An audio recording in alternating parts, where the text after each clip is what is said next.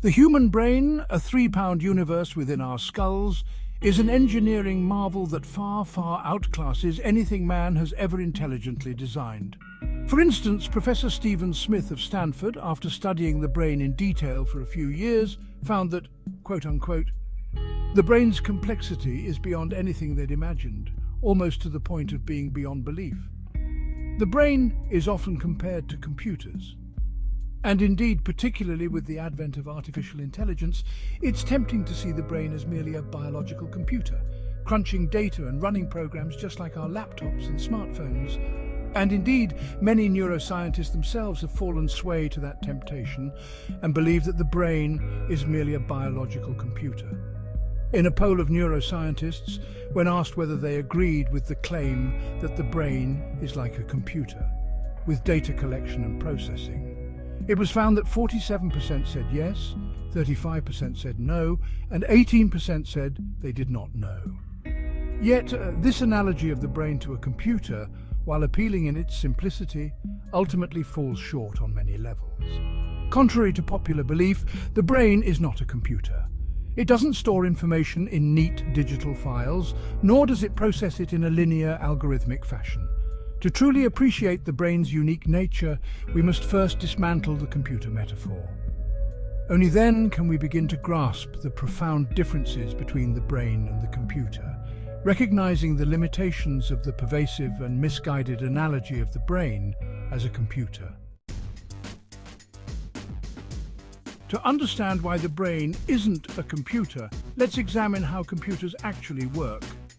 In a recent May 28, 2024 article titled "More Indications That Scientists Have No Understanding of How a Brain Could Think," the science writer Mahin asks us to, let's look at what is in a computer, and whether that matches anything known to exist in the brain. He outlines 4 key aspects of computer operations. 1. A central processing unit, a small part of a computer with a unique architecture unlike any other part of the computer. 2. An operating system, an extremely complex library of software functions of general usefulness. UNIX, Linux, Android and Windows are examples. 1. Requiring man-years of purposeful labor to produce. 3. Application programming code that follows various syntax rules so it can be executed by an interpreter or a compiler. 4. Things such as if-then logic, variables and memory that store text or numbers, and programming control structures such as loops. Particularly, computers operate on symbolic representations, manipulating abstract symbols according to rules. In his article, Mahin then notes that no such things exist in the brain. With the exception of the genetic processing apparatus that exists throughout the body, which processes only lists of amino acids in DNA, there is no place in the brain where some sequence of instructions is processed the way a computer processes sequential instructions. The brain has nothing like a computer operating system, and no application programming code. There is no place where we see if-then logic being processed, and we can find no place in a brain where variables store values such as numbers and text strings. We cannot detect in the brain anything like the engineering that a computer uses to process information. Mahin continues, "It has been pointed out by one expert that current neuroscience theories are not even able to explain how a brain could store a single number. Except for genetic information that does not contain learned knowledge, there is no sign of anything in the brain that could store or retrieve information. Examining brain tissue with the most powerful microscopes, no trace can be found of anything a person learned or any memory of an experience." Mahin then states, "So to say a brain is a computer is to tell a falsehood, as outrageous as claiming that the brain is an interstellar spaceship." To drive this point home, Mahin then quotes several experts. One particularly relevant quote is this one from Robert Epstein, a research psychologist. Epstein states, "Computers really do operate on symbolic representations of the world.